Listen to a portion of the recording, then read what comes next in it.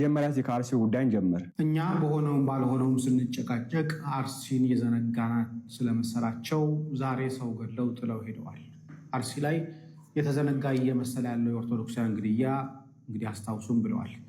ሟች ሰለሞን በቀለ ይባላል። ከ20 ቀን በፊት በሰው ማሳ ላይ ሳለ እያረሰ በነበረበት ሰዓት ላይ የእሱንና የትራክተሩን ባለቤት ወስደዋቸው ነበር። ራንሰም ይሆን ዘንድ 150 ሺህ ብር ክፈሉ ተብሎ ነበረ። ባለቤቱ የእርሻው ማሳው ባለቤት ወይ ደግሞ ባለ ትራክተሩ 150 ሺህን ከፍሎ ሲወጣ ለሰለሞን የተገኘው ግን 70 ሺህ ብር ነበር። ቀሪውን 80 ሺህ ብር ባለመክፈላቸው ምክንያት ዛሬ ገድለው ጥለውት ሄደዋል። ይህ ወንድማችን አዲስ ህይወት ላይ ትዳር መስርቶ ሲኖር የነበረ ነው። አለጋ ዶርቲ የምትባል ቦታ ላይ በዛ በኦሮሚያ ክልል ውስጥ ተወልዶ ያደገ የኦሮሞ ወጣት ነው። ዛሬ የሴት ጫካ ወይ ደግሞ ተራራ በምትባል ቦታ ላይ ነው ተገድሎ የተገኘው። ኦርቶዶክሳውያን እየሆነ ያለው እሱ ነው። እኛ በሆነውም ባልሆነውም በትንሹም በትልቁም ነገር ስናረጋግስ እነሱ ግን ለምንድን ነው እኛን የዘነጋችሁን ብለዋል። በጣም ነው የሚያሳዝነው። የሊቅ መለኪያ የለም። ማጨብጨብ ነው በቃ እልል በሉ፣ ጭብጨባ ነው። እግዚአብሔር ጽናቱን ይስጣችሁ። ለአዲስ አበባ ሕዝብ ደግሞ ክፍለ ሀገር እግዚአብሔር ይመስገን ደህና ነው። ጭብጨባ አላለለቆ ነው፣ እልልታ አላለቆ ነው። እናንተ ገና በእልልታ ድንቁርና ውስጥ ትጨበጨባለን። ከዚህ ውጣ። ሰባኪያን ምራች አረጋጉን፣ እናስብበት። ሰው መሆናችን እንረዳ። የቤተክርስቲያን ጉስቁልና የሰው ክብር ይገባል። ዝም ብሎ ማጨብጨብ ማለት ሁካታ ማኖር ማዘመር አለቀ። ዘምረናል። አሁን ግን እናስብ፣ ማሰብ እንፈልጋለን። ሰው መሆናችን ማሰብ እንፈልጋለን። እውነት ተደብቋል። ኦርቶዶክስ ተያዛል። ክርስቲያን መሆኑን ማያውቅ ዘማሪና አጨብጫቢ እንዲሆን ብቻ የተሰራበት ወዳጅ ውጣ። ጅላቱ ነፍራቃ ጅላጅል ሰውነቱን ማይረዳ እየሆንን ያለነው። ከዚህ ወጥተን ማሰብ ይጠይቀናል። ያለንን ችግር ኦርቶዶክስ ማን እንደሆነ ታውቃላችሁ? ትልቅ የድንጋይ ወፍጮ እየፈጨ የሚደንስ ሰው ነው የሚመስለው። ታች ላይ ሆኖ የሚደንስ ሰው። እኛ ደግሞ በጭብጨባና በእልልታ የምንልካችሁ ደግሞ ልክ ማደንዘዣ ወጊዎች ነው የምንመስለው። ሰው መሆን አልቻልንም። ሰው ይታረዳል፣ ይገደላል፣ ኩላሊቱ ይወጣል፣ ያርዱታል፣ ይጥሉታል። ምንም ስለ ሰው ክብር የለም። ማንም ትንፍሽ የሚል የስብከት አቅጣጫ የለንም። እና እኔ የማስተምረው ህዝቤ መምህር ነኝ ያሉት ሙቶብኝ ምን አደርጋለሁ? ምንድን ነው መምህርነቴ? ሊቁ ምናምኑ ሰባኪው ምናምን ምን ያደርጋል? ስብከቴ አባት ምናምን ሊምናምን ምን ያደርግልኛል? እኔ እኮ ህዝብ ውስጥ አለ ነው። የበጎች እረኛ መሆን የሚቻለው በጎች ካሉ ነው። ከሌሉ ምንድን ነው እረኝነት? ምንድን ነው እረኝነት? ምንድን ነው አባትነት? ምንም በዘማሪ በጨፋሪ በሐሰተኛ ሰባኪ በመንፈሳዊነት ስም የሚያደነዝዙ ሰባኪዎች መንፈሳዊነት ስም ህዝብ አደንዝዘው ለእልቂት የሚያሰልፉ ሰባኪዎችን መከተል ማቆም አለበት። ቲሸርትና ነጫጭ ልብስ መልበስ ሃይማኖት አይደለም። ለአካልህ ማትጨነቅ ምንደኝነትን ብቻ ነው የሚያሳየው። ነጫጭ ልብስ ለብሰ መጨፍ ምንም ሃይማኖት አይደለም።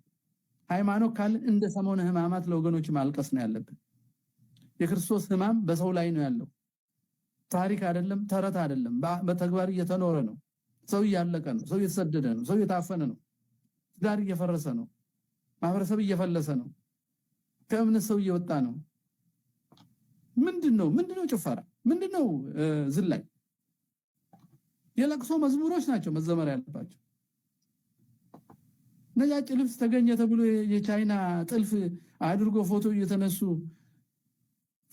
በነፃ እግዚአብሔር ይቅር ይበለን። እሺ ቀጣይ የምንመለከተው እንግዲህ የአላፋት ዝማሬ ጉዳይ ነውና የአላፋት ዝማሬን አስመልክተው ያው ብዙ ጊዜ በየአመቱ 3ኛ ዓመቱን አሁን ላይ በዚህ 3ኛ ዓመቱም ላይ እንግዲህ ወይ ደግሞ 1ኛ ዓመቱ ላይ ዘመድኩን ሲቃወም እንመለከታለን። እኔ ምናምን ያለው መሰላችሁ የሆነ ነገር ሲወጣ እሳት በሌለበት ጭስ የሚባል ነገር አለና ነገሮችን ሙሉ በሙሉ መደገፍ አለብኝ ብዬ አላምንም። መሀል ላይ ሆነ ብንመለከት መልካም ነው ብዬ አምናለሁ እንጂ በቃ ሄኖክን ተቃወመ ከዘመድኩን ጎን፣ ዘመድኩን ተቃወመ ከሄኖክ ጎን እንደዚህ አይደለም። ቤተክርስቲያን እንደግፋለን፣ መሀል ላይ ቆመን የሚወገን እንመለከታለን። ቅድም እንዳልኳችሁ ነው እሳት በሌለበት ጭስ የሚባል ነገር አለና ሄኖክና ዲያቆን ሄኖክና ዘመድኩን ምን ያክል ይተዋወቃሉ ካላችሁ ዘመድኩን ከመናገሩ በፊት ዲያቆን ሄኖክ ያለ ዘመድኩን ምን እንደሚናገር ያውቃል። ቀድሞ ምን እንደሚናገር ያውቃል። ዘመድኩንም ዲያቆን ሄኖክ ያለ ከማድረጉ በፊት ዲያቆን ሄኖክ ያለ የሚያደርገው ነገር ያውቀዋል። ለዚህ አንድ ማሳያ ልስጣችሁ። ለምሳሌ ያክል ይሄንን የመምህር ዲያቆን ሄኖክ ያለ ንግር ስሙ። እንደዚህ ሴራ ተንታኞች አሉ። የቤተክርስቲያን አገልግሎት ስታገለግሉ ሰዎች ሐሳብ ተቃውመው እናንተን ተቃውመው አልችል ሲሉ ሂድን አጀንዳ አላቸው ከጀርባ። አንተ ሞኝ ነህ፣ መዝሙርን ነው የምታየው። አንተ ሞኝ ነህ፣ ትምህርቱን ነው። ከጀርባ ብዙ የሚሰራ አለ ሴራ የሚላል። ሰዎች ሐሳብ የሚቃወሙት ሐሳቡ ጥሩ ስላልሆነ ሳይሆን ሐሳቡን እነሱ ስላላመጡት ከነሱ ስላልመጣ ነው። ይሁዳን ታስታውሱታላችሁ። መልካም ሐሳብ ይመስሎ ሽቶ አምጥታ አፈሰሰች ለጌታ አይደለ? ባለ ሽቶ ማርያም ምን አለ ይሁዳ? ሐሳብ ሰጠ። ይህ ሽቱ ለድሆች ቢሰጥ ይጠቅም ነበር አለ። ግን ለድሆች አስቦ አይደለም። ጥሩ ሐሳብ ነው ያቀረበው፣ ነዳያን ይረዱ ነው ያለው። ግን ለድሆች አስቦ አይደለም። ብዙ ጊዜ ሐሳብ የምንቃወመው ሐሳቡ መጥፎ ስለሆነ አይደለም። ከሰማችሁት ነው። ምን አለ? የሆነ ነገር ስታረጉ ይቃወሟቸዋል። ከዛ ደግሞ ከኋላቸው ህድን ሐሳብ ምንድነው የተደበቀ ድብቅ አጀንዳ አለ፣ ድብቅ አጀንዳ አላችሁ ብሎ ይናገራሉ ብሎ ዲያቆን ሄኖክ ያስተምራል። ዲያቆን ሄኖክ በዚህ አይነት ፕሮጀክት ተማሪ በጣም ነው የሚታወቀው፣ ወይ ደግሞ አስቀድሞ በመናገር በጣም ይታወቃል። አላቅም እንዴት እንደሆነ ነገርየው። ይሄንም ስሙት እስቲ። አብያተ ክርስቲያናት ሲቃጠሉ፣ ካህናት ሲገደሉ፣ ምዕመናን ሲሰደዱ፣ ስርዓተ ቤተክርስቲያን ሲጣስ፣ አባቶች ብዙ ክፉ ነገር ሲያሳዩን፣ በቤተክርስቲያን አስተዳደር ላይ ችግር ሲፈጠር ማድረግ ያለብን ምንድን ነው? የእኛን ሪያክሽን ልንገራችሁ። ቤተክርስቲያን አሁን የሆነ ነገር ስቶ ምንድን ነው የምናደርገው? መጀመሪያ ፕሮፋይል ፒክቸር እንቀይራለን። ዝም አንልም የሚል የሆነ የሰው እጅ ያለበት። ከዛ ሁለተኛ እንሳደባለን። የምንሳደበው ከቅዱስ ፓትርያርኩ አንስቶ ሊሆን ይችላል፣ ብፁዓን አባቶቻችንን ሊሆን ይችላል። የት ተቀምጣችሁ ነው የሁሉ ሲደረግ? እናንተማ ተኙ እንላለን። የችግሩ ዋነኛ መንስኤ ናቸው ብለን የምናስባቸውን ሰዎች እናዋርዳለን። ይሄ ነው የኛ ሁላችን እንግዲህ ይሄ ሁላችን የሚያደርጉ ነገር ነው። ፕሮፋይል መቀየር፣ የሆነ ዘመቻ መጀመር ምናምን ያደርጉ ነገር ነው። እሱን ቀድሞ ተናግሮ ራሽ አድርጎት ነው ያለፈውና ወደ ቅድሙ ልመለስና ሄኖክ ምን ብሎ ነበር? እናንተ መቃወም ሲያቅታቸው ከኋላቸው የሆነ አጀንዳ አለ ብሎ ይናገራሉ። ተቃዋሚዎች ስም አልጠቀሰም። ስም መጥቀስ ብቻ ነው የቀረበው። ሄኖክ ማን ነው? ዘመድኩን ደግሞ እንስማ። ሄኖክ ኃይሌ ጃንደረባው ሚሽን ተቀብሎ ሊመጣ ይህንን ያየ የአሜሪካ ሴናተር፣ ይህንን ያየ የተባበሩት መንግስታት፣ ይህንን ያየ የዓለም መንግስታት በኢትዮጵያ የእምነት ነፃነት የለም፣ በኢትዮጵያ ያሉት ክርስቲያኖች ይጨቆናሉ፣ በኢትዮጵያ ያሉ ኦርቶዶክሳውያን ይገደላሉ ቢባል ማን ነው የሚያምነው? ማንም አያምነው። እውነቱን ልንገር፣ ቦሌ መድኃኔዓለም ይሄ የምታየው መድረኩን አምጣልኝ፣ መድረኩን ሳብልኝ። ይሄ የምታየውን መድረክ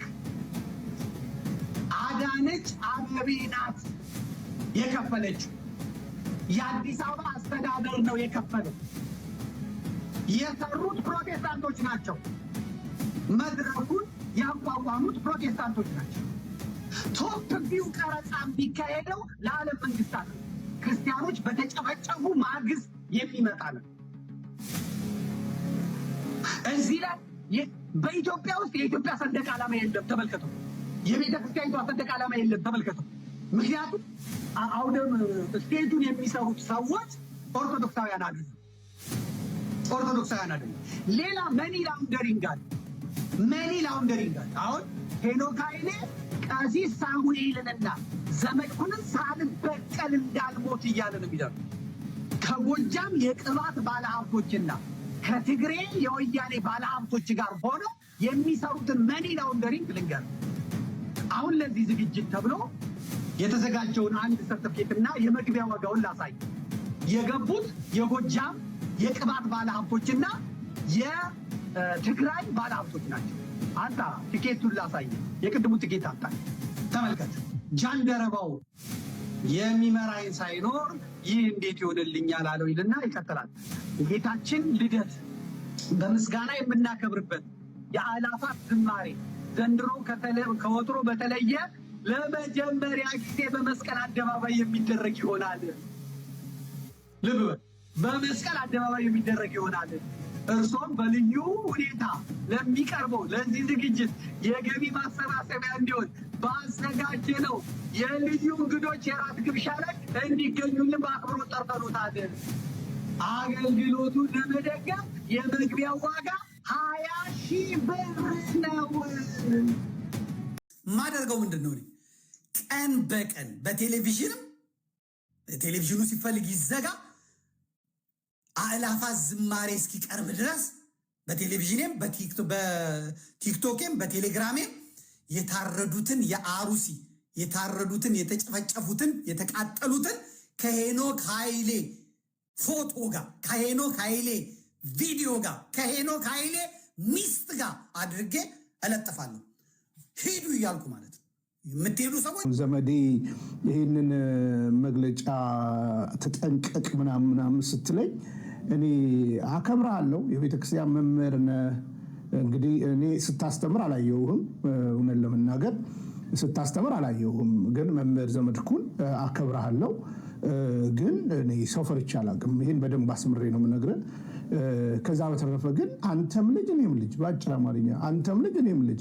አንተ በ3 ዓመት ያገኘከውን ዲፕሎማ እኔም ነገ ተምሬ ማግኘት እችላለሁ። ማሳቀቀድ በዚህ ያክል ደግሞ አትችልም በነገራችን ላይ። እና እኔ በእውነት ለመናገር ዛሬ ነው ይህን ነገር የሰማሁት። እና ያንተን ዓላማ ካልደገፍን፣ ያንተን ውሸት ካልደገፍን ግዴታ ከቤተ ክርስቲያን ውጭ ነን ማለት ነው። ምክንያቱም እያንዳንዱ ነገር በመረጃና በማስረጃ ነው የምናገረው። እኔ አለቀስ ዲያቆን ሄኖክ ኃይሌን አንስተ ለከሰስክበት ነገር ካቻምና እኮ ተናግሬያለሁ። በቃ አይደረግም፣ ውሸት ነው በቃ። ሰውን በዚህ ያክል ጠምዶ መያዝም ጥሩ አይደለም በነገራችን ላይ። ከዛ በተረፈ ይህንን መርሃ ግብር የአእላፋት ዝማሬ ብትገባና ብታየውና ሀሳቡን ብትሰማ እያንዳንዱን እርምጃቸውን ብትሰማ ትደግፋለህ። የማትደግፍበት ደግሞ ምክንያት ቁብ የሚደፋ አይደለም፣ የምትቃወምበት ምክንያት ማለት ነው ቁብ የሚደፋ አይደለም። አለቀ። ምንም መቼም ቢሆን መቼም ማለት ነው የምነግርህ። ከዛ በተረፈ አንተን ፈርቼ አላውቅም፣ አከብርሃለሁ። በዚህ ልክ ግን ወርደህ ለመናገር ሞራልም የለህም። በነገራችን ላይ እኔ ለመናገር ሞራልም የለህም። ያው እንደ ልማደት ትሰድበኛለህ፣ ልታነሳኝ፣ ሌሎቹን እንደምታደርገው ልታደርገኝ ትችላለህ። ታውቃለህ እኔ ስታንዴ ምንም እንዳልኩ በሚመጣና በሚሄድ ጀማ አይደለም። ስታንዴ ከራሴ ጋር ነው፣ ከቤተ ክርስቲያኔ ጋር ነው የምቆመው። ስለዚህ ላልከኝ ነገር እንግዲህ ጠንከር ያለ መልስ እንሰጣለሁ። እንደ ልማድ እንግዲህ አነፍናፊዎች ልከህ ምንም እንደማታገኝብኝ አውቃለሁ። ልክ ሄኖክ ኃይሌን በውሸት እንደምትከሰው በውሸት ልትከሰኝ ትችላለህ። አትሞቀኝም፣ አትበርደኝም።